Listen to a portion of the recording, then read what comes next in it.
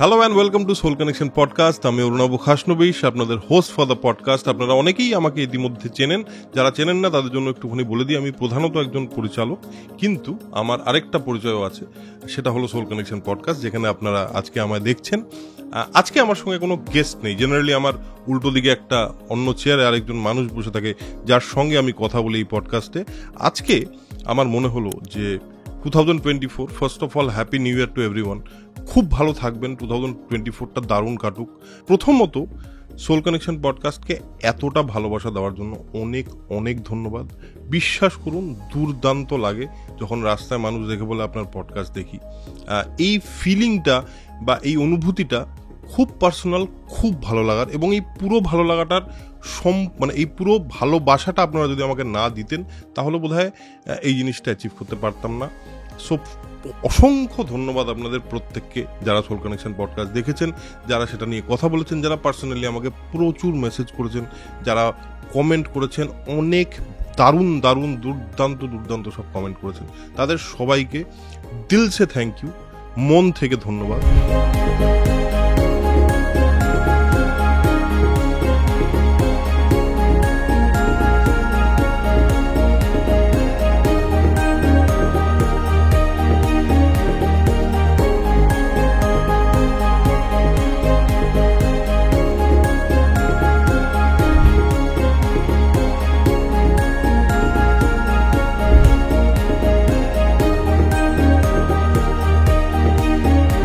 তো 2023 এই সালটা আমার জন্য খুবই একটা ইম্পর্টেন্ট বছর ছিল আমার মনে হলো, তাই এই বছরটা ঠিক কিরম গেছে আমার সেটা আপনাদের সঙ্গে একটুখানি শেয়ার করি। আমি 2008 থেকে কলকাতা শহরে থাকি, এবং সেই অর্থে কলকাতায় প্রপারলি থাকা শুরু করা 2010 থেকে। আমার প্রথম ছবি 2010-এ। প্রধানত আমার ফিল্ম মেকার সত্তাটাই প্রধান সত্তা বলে যতটুকু মানুষ আমায় চিনতেন তারা চিনতেন। কিন্তু জীবনটা যত এগিয়েছে, যত এই শিল্প মাধ্যমের সঙ্গে যোগাযোগ বেড়েছে, তত বেশি বুঝতে পেরেছি যে শিল্প বিষয়টা অনেক বড়, অনেক ব্রড, এবং তার জন্য সবচেয়ে বেশি যেটা প্রয়োজন সেটা হলো জীবনবোধ বা জীবন সম্পর্কে একটু আন্ডারস্ট্যান্ডিং। আর এই আন্ডারস্ট্যান্ডিংটা একটা পয়েন্টে এসে বুঝলাম অনেকটা কম আছে, অনেকটা বাড়াতে হবে। সেটা করার জন্য কি করতে হবে?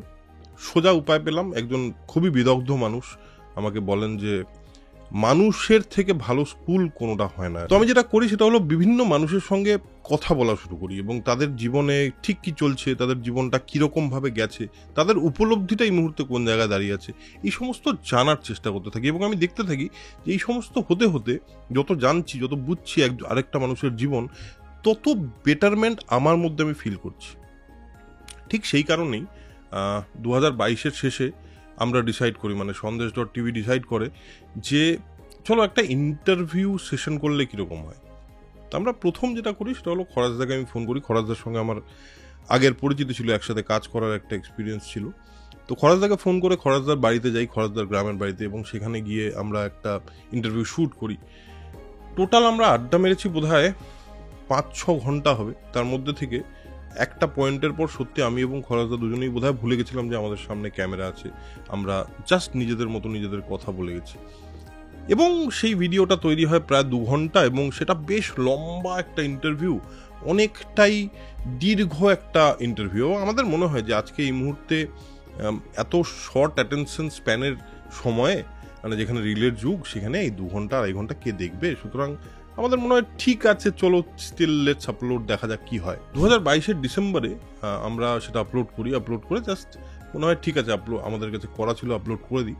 কিন্তু 2023-এর জানুয়ারি আর ফেব্রুয়ারিতে আমরা যেটা দেখতে পাই সেটা হলো একটা অদ্ভুতভাবে হঠাৎ করেই খরাজদার ইন্টারভিউটা বেশ কিছু মানুষের ভালো লাগা শুরু হয়, এবং ইউটিউব নিজেই ওটাকে প্রমোট করা শুরু করে, এবং করতে করতে কিছুদিনের মধ্যেই প্রায় 1 লাখ ভিউ ক্রস করে যায়।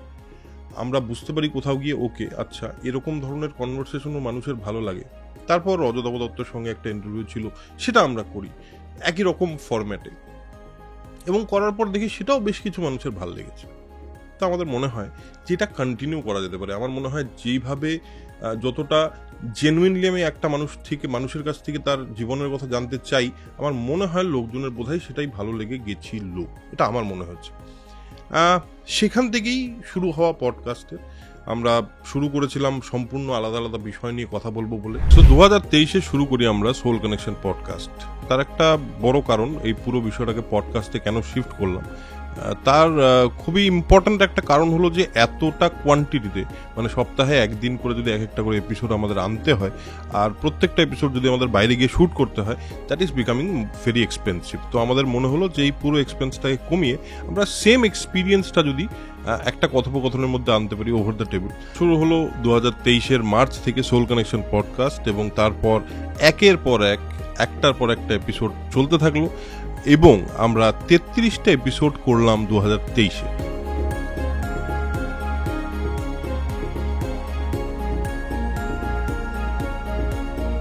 আপনারা এই মুহূর্তে আমাকে দেখতে পাচ্ছেন একটা অন্য সেটআপে বসে আছি আমি। সেই সেটআপটাতেই আমরা অ্যাকচুয়ালি এই পডকাস্টটা 2024 থেকে শিফট করছি। এটা অনেক বেশি একটা ইন্টিমেট সেটআপ, এবং আমার মনে হলো যে এই পডকাস্টটার যে ইন্টিমেট কথাগুলো হয়, যেরকম ধরনের পার্সোনাল কথোপকথন শেয়ার হয়, সেটার জন্য আমাদের একটা ইন্টিমেট স্পেস দরকার ছিল। আরেকটা জিনিস আপনাদেরকে আমি বলতে চাই যে আমি এই পুরো জার্নিটার জুড়ে কি কি শিখেছি, এমন কথা যেগুলো আমাকে হিট করেছে, আমাকে পার্সোনালি এফেক্ট করেছে, এবং সেটা আমাকে নিজের মতো করে বেটার হতে সাহায্য করেছে, সেই কিছু মোমেন্টস আমি আপনাদের জন্য আজকে দেখাতে চাই। একবার ফিরে দেখি এই পুরো পডকাস্টের সিজনটা। অনেকে বলে যে তোমার যদি কোনোদিন ডাউনফল হয় তোমার ভয় লাগে না, আমি তো ডাউনফলেই ছিলাম, মানে আমি ওখান থেকেই বিলং করি, আমি ওই লাইফস্টাইল কোনোদিন অ্যাডাপ্ট করিনি যে আমার ডাউনফল হয়ে গেলে আমি। নন মেইন স্ট্রিম ছবি বা অন্য ধারার ছবি, যদি মেইন স্ট্রিম ছবি বেঁচে না থাকে তাহলে ওই ধরনের ছবি হওয়া সম্ভব না। আমি ঠিক শিওর নই যে আমাদের এখানকার কলকাতার ফিল্ম মেকাররা কি সত্যি সত্যি জানেন মফস্বলে কি হচ্ছে। কবির সুমন অসাধারণ রবীন্দ্রসঙ্গীত গান, কই আমরা তো তাকে রবীন্দ্রসঙ্গীত শিল্পী বললাম না। তো আমার মনে হয় কমেডিয়ান বলে যদি একটা অ্যাক্টরকে দাগিয়ে দেওয়া যায় তাহলে শান্তি পাওয়া যায়। মানুষ দেখতে হবে, মানুষ দেখাচ্ছে ভালো ওয়ার্কশপ আর কিচ্ছু হয় না, এটা সবচেয়ে বেশি ধারালো করবে একজনকে অ্যাক্টর হিসেবে। আমরা যেহেতু সারাক্ষণ মানুষের চোখের সামনে থাকি, আমার একটা কিছু বলা মানে ম্যাটার করে, আমি জানি। সাইকিয়াট্রিস্ট কাকে বলে বা সাইকোলজিস্ট, সাইকোথেরাপিস্ট, এটি মেয়ে খুব মথে ভয় পেত। তো সেইটাকে একটা বিকৃত চরিত্র হিসেবে ওই যে মথটাকেও জেনেছে পুরুষ, সেই পুরুষটার উপরে প্রজেক্টেড হয়ে গেছে। ওই আগলি জিনিসটাকে প্রচণ্ডভাবেই ঘৃণা এবং ভয়। আমার ক্ষেত্রে যে আমি যদি কোনো কিছুকে ভালোবাসি, আমি I can give more than 100% সেখানে।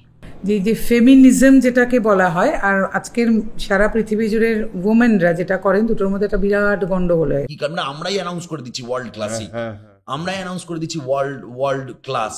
মানে আমরা কেন অ্যানাউন্স করব? লোকে বলুক যেটা world class, world classic, cult, এই শব্দগুলো লোকে বলুক।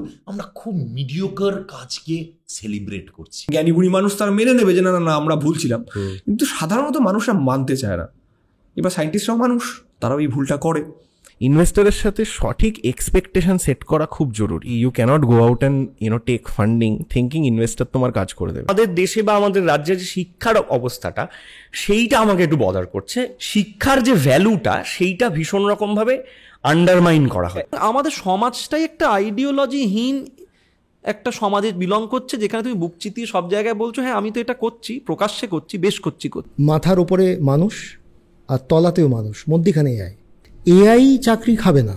এআই যে মানুষটি জানে, সেই মানুষটি আরেকটি মানুষের চাকরি। How you disagree shows your pedigree. তুমি কিভাবে দ্বিমত পোষণ করছো সেটা খুব ইম্পর্টেন্ট। আমার মনে হয় ওটিটির বিপ্লব খুব জরুরি একটা বিপ্লব। ভালোবাসার জায়গাটা যখন ব্যবসায় পরিণত হয়ে যায় না, তার লেভেল অফ স্যাটিসফ্যাকশন, তার লেভেল অফ ডেডিকেশন অন্য লেভেলে। Hard work is more of a leadership. টিমকে দিয়ে ঠিকমতো কাজটা করানো, দ্যাটস আ হার্ডওয়ার্ক।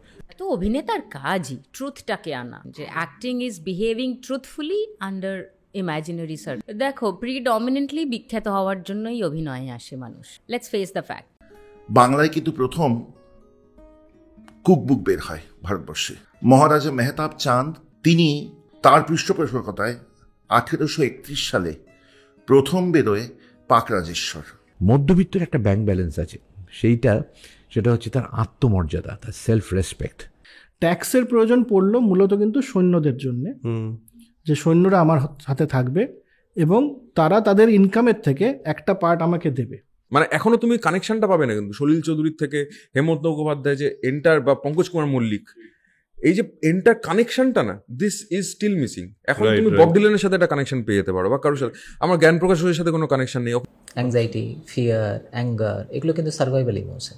ইভলিউশনগতভাবে এগুলো আমাকে বেঁচে থাকতে সাহায্য করেছে, হ্যাপিনেস কিন্তু আমাকে বেঁচে থাকতে সাহায্য করেনি। ক্রিকেটের বাণিজ্যিকীকরণ আর ফুটবলের বাণিজ্যিকীকরণটা ভিন্নভাবে হয়েছে। আন্তর্জাতিক ক্রিকেটে ভারতের অবস্থান কোথায়, আর আন্তর্জাতিক ফুটবলে ভারতের অবস্থান কোথায়? মদের দুটো গুণ, একটা হচ্ছে বিভাজনকে সরিয়ে দেয়, ছোট লোক বড় লোক উঁচু নিচ জাত সবাই একসঙ্গে বসে যায়। আর দ্বিতীয় হচ্ছে যে একজন যদি বড় লোক মদ খায় তাতে 12 জনের প্রতিপালন হয়ে যায়। যদি চর্চার জায়গাটা ছেড়ে দাও তাহলে কোথাও গিয়ে তুমি নিজেরই বুমেরাং হয়ে যাবে তোমার, কারণ অভিনয় কিন্তু চারপাশে আরেকজন রেডি হচ্ছে। কিন্তু আমি অনেক সময় মনে করি সবাই আমরা মেন ক্যারেক্টার আর প্রোটাগনিস্ট নিজের লাইফে, কিন্তু বাকিদের লাইফে কিন্তু আমরা মেন ক্যারেক্টার না। তুমি বলো, তুমি কি মনে করো আমরা এক্স্যাক্টলি যা দেখাই সেটাই হয়? অন্ধকারের অন্তরেতে অশ্রু বাদল ঝরে, অন্ধকারের অন্তরেতে অশ্রু বাদল ঝরে, লক্ষ্মীহীন লক্ষ্মীহীনে শূন্যপুরী প্রাণ যে কেমন করে। আপনারা আমার সঙ্গে ওই চেয়ারটার পাশে বসেছেন এবং ওই মানুষটার সঙ্গে আমার হয়ে বা আমার সঙ্গে আড্ডাটা মেরেছেন।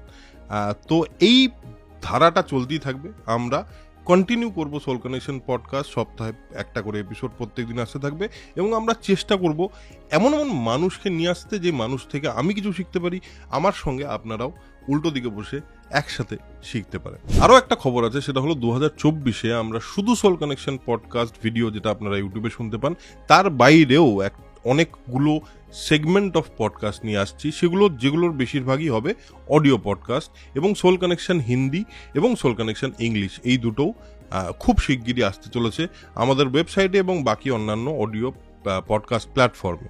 তো সেটা will be an added thing. আমার মনে হয় আপনাদের যেরকম এই সোল কানেকশন ভালো লাগে, ঠিক অডিও পডকাস্টগুলোকেও আপনারা অতটাই ভালোবাসা দেবেন। আর সেটা দেখার জন্য বা সেটা শোনার জন্য যেটা করতে হবে সেটা হলো আমাদের ওয়েবসাইটে যেতে হবে। কিছু এক্সক্লুসিভ কন্টেন্ট থাকবে, সেটা শুধুমাত্র আমাদের ওয়েবসাইটে থাকবে। সেটার জন্য একটা ফ্রি সাবস্ক্রিপশন থাকবে, জাস্ট একটা মেম্বারশিপ নিলেই আপনি শুনতে পাবেন সেই এক্সক্লুসিভ পডকাস্টগুলো যেটা আর কোথাও অ্যাভেলেবেল নেই। আর আমার মনে হলো যে আপনাদের সঙ্গে আরও কিছু বিষয় নিয়ে কথা বলি, যেই কথাগুলো হয়তো ডিরেক্টলি আপনাদের সঙ্গে বলা হয়ে ওঠে না, এবং আপনারা অনেক কমেন্টস করেন, অনেক দারুণ দারুণ কমেন্টস পাই, বিশ্বাস করুন দুর্দান্ত লাগে। ঠিক সেই সঙ্গে কিছু কমেন্টস থাকে যেগুলো পড়লে খুব একটা ভালো লাগে না। হ্যাঁ, যদি আমাদের কোনো জিনিস বা আমাদের কাজের কোনো ফিডব্যাক আপনি দেন, সেটা অলওয়েজ ওয়েলকাম, কারণ আমার মনে হয় যে এই শোটা যতটা আমাদের বা যতটা আমার, ততটাই আপনারও। সুতরাং আপনাদের তরফ থেকে ফিডব্যাক ইজ অলওয়েজ ওয়েলকাম। কেউ বলেছেন সাউন্ডের প্রবলেম হচ্ছিল, তো আমরা একটা নতুন মাইক সেটআপই তৈরি করেছি যাতে বেটার সাউন্ড আপনাদের কাছে পৌঁছতে পারি। কিন্তু যখন আমি এই পডকাস্টে একজন গেস্টকে ডাকি, খুবই বেছে ডাকি আমরা গেস্টকে, এবং কার সঙ্গে কথা বললে সত্যি পডকাস্ট থেকে কিছু ভ্যালু আমি এবং আপনি পেতে পারি, এই কারণেই সেই গেস্টটাকে চুজ করা হয়।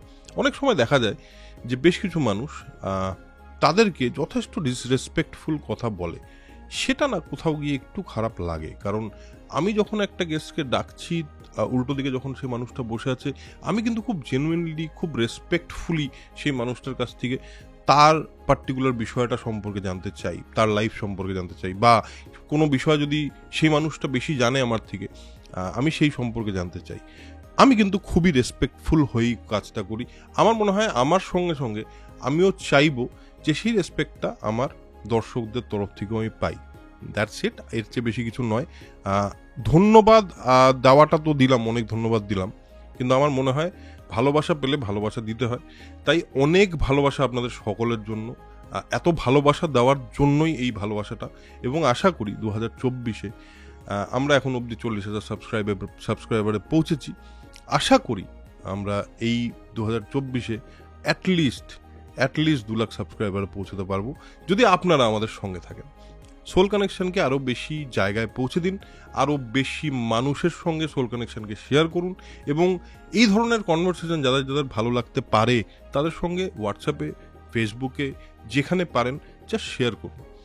যত বড় সোল কানেকশন ফ্যামিলি পডকাস্ট হবে তত ভালো, সবাই মিলে, অনেকে মিলে একসাথে ভালো থাকতে পারবো বলে আমার ধারণা, আর সেটাই আমার উদ্দেশ্যও বটে। আর সঙ্গে আরেকটা জিনিস করা খুব দরকার, সেটা হলো I want to really thank my team, কারণ আপনারা আমাকে ক্যামেরার সামনে দেখতে পান, কিন্তু এই পুরো প্রসেসটা চলার জন্য একটা টিম সব সময় প্রচণ্ড ইম্পর্টেন্টলি তাদের খাটনিটা বা তাদের এফোর্টটা দিতে থাকে, এবং সেটা না দিলে হয়তো এই শোটা এইভাবে এই জায়গায় পৌঁছতোই না। তো আমি তাদের প্রত্যেককে, আমার পুরো টিম মেম্বার সবাইকে I want to really thank them, কারণ তারা না থাকলে কিছুই হতো না। আশা করি 2024টা খুব ভালো কাটবে, এবং সোল কানেকশনের সঙ্গে আমার পথ চলা যেরকম চলছে সেই পথ চলার সঙ্গে আপনারাও জুড়ে আসবেন আরও বেশি সংখ্যক মানুষ হয়ে। এইভাবেই ভালোবাসাটা দিয়ে যান, এবং এইটুকুই সাপোর্ট আপনাদের কাছ থেকে দরকার। সেই সাপোর্টটা করে গেলেই soul connection podcast will be bigger, will be better. আর যা আপনাদের মনে হয়, কোথাও যদি কোনো সমস্যা লাগে প্লিজ আমাদের জানাবেন, আমরা চেষ্টা করব আপনাদের ফিডব্যাকটাকে ওই ভ্যালুটা দেওয়ার, এবং তার জন্য যতটুকু আমাদের তরফ থেকে করার নিশ্চয়ই চেষ্টা করব। এর পরের এপিসোডে দেখা হচ্ছে আরেকজন গেস্টের সঙ্গে। আমার উল্টো দিকে ঠিক এখানেই বসে থাকবেন আরেকজন গেস্ট, এবং তার থেকে আমি এবং আপনি জানবো তার জীবনের নানান অজানা কথা, এবং শিখতে চেষ্টা করব তার লাইফ থেকে। সো ভালো থাকবেন, দেখা হচ্ছে নেক্সট এপিসোডে। আর ততক্ষণ স্প্রেড পজিটিভিটি, স্প্রেড নলেজ।